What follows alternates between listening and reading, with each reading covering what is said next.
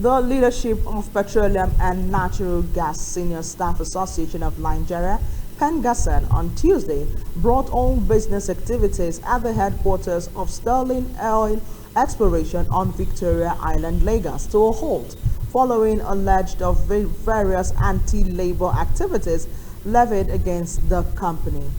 The union, including workers of the oil company, gathered at the entrance of the company's office as early as 6 a.m., chanting labor solidarity songs, saying that Sterling Oil Management engages in anti-labor practices.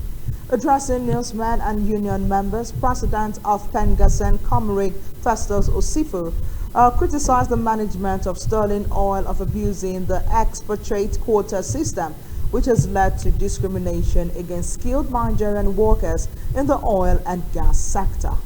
Osifo highlighted on what he termed as a discriminatory practices by the company, whom he accused of monopolizing jobs that Nigerians are qualified to perform with the Indian nations.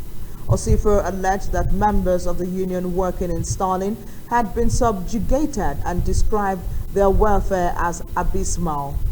He maintained that the members in Sterling have been pushed to the background, while challenging the management of the oil company to tell Nigeria how many Nigerians are working in Sterling today that are managers. The union leader also alleged that the company had over 10,000 expatriates who were all natives of India working in Nigeria. Osifo said that the picket was the first in the series of activities that would be happening, and if plans to arrive at the agreement failed, it would continue until there was a resolve. He called on the federal government to urgently intervene in the matter. PENGASSAN president said other accusations, which include sacking of some of the union members, and called for their reinstatement. Responding, the company, through a communique signed by the management, said all workers have been directed to start work at home pending the time the issue will be resolved, adding that the issue will be addressed very soon.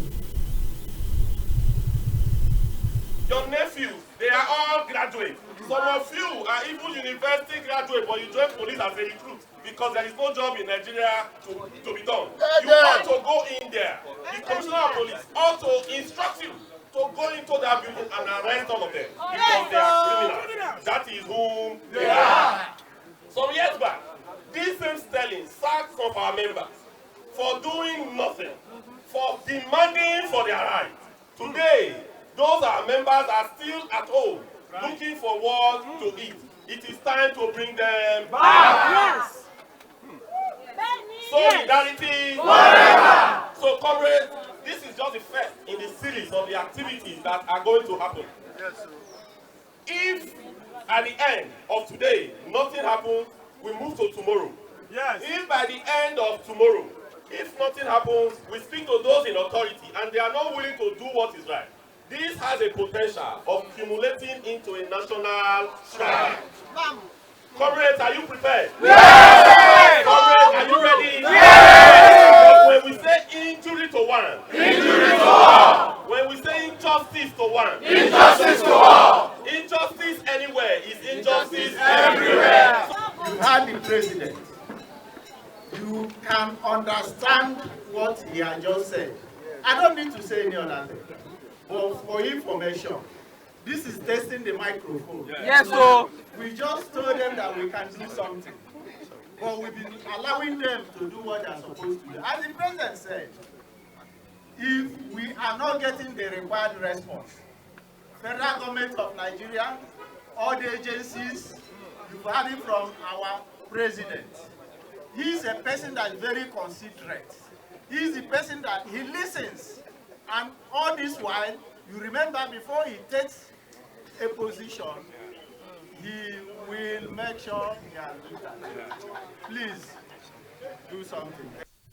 Earlier, the chairman of the 30th